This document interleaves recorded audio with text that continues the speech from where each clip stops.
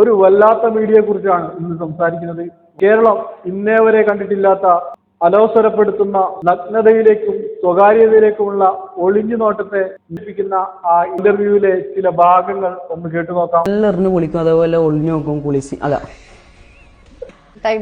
Time pass. ഞാൻ കൊറേ വീട്ടിൽ പോയിട്ടുണ്ട്. അതായത് എങ്ങനെ ശരിക്കും രാത്രിക്കൊന്നല്ല, പകലെന്നെ പോകും. അപ്പൊ ഓടയിളക്കി ഒരു ക്യൂരിയോസിറ്റി കാണാനുള്ള ഒരു ത്വര. മറ്റൊരാൾ കുളിക്കുന്നതും കിടക്കുന്നതും ഒളിഞ്ഞു നോക്കുന്നത് നിങ്ങൾക്ക് എങ്ങനെയാണ് പ്രോത്സാഹിപ്പിക്കാനാകുന്നത്? ഇതിനെയൊക്കെ ഒരു അഭിമാനമായി വിലയിരുത്താൻ സാധിക്കുന്ന അധപ്പതിച്ച മീഡിയകൾ എന്ത് മാധ്യമധർമ്മം അവസരപ്പെടുത്തുന്ന വാക്കുകൾ പറയുമ്പോഴും വെറൈറ്റി മീഡിയയിലെ ഇന്റർവ്യൂവർ എത്ര വയസ്സിലാ കണ്ടതെന്നും എന്തൊക്കെ കണ്ടുവെന്നും ക്യൂരിയോസിറ്റി ഉണ്ടായിരുന്നു എന്നൊക്കെ ചോദിച്ച് ചിരിക്കുകയാണ്. എന്നു മുതലാണ് നിങ്ങൾക്കിതൊക്കെ ക്യാമറകൾ തിരിച്ചു വെച്ച് ഇന്റർവ്യൂ ചെയ്യാനും മാത്രം മൂല്യം കുളിമുറിയിലും കിടപ്പുമുറിയിലും ഒളിഞ്ഞു നോക്കുന്നതിനുണ്ടായത്? സ്വകാര്യതയിലേക്കുള്ള ഒളിഞ്ഞു നോട്ടത്തെ കൗതുകം വെച്ച് അളക്കാനോ ചിരിച്ചുകൊണ്ട് കാണാനോ കഴിയില്ല.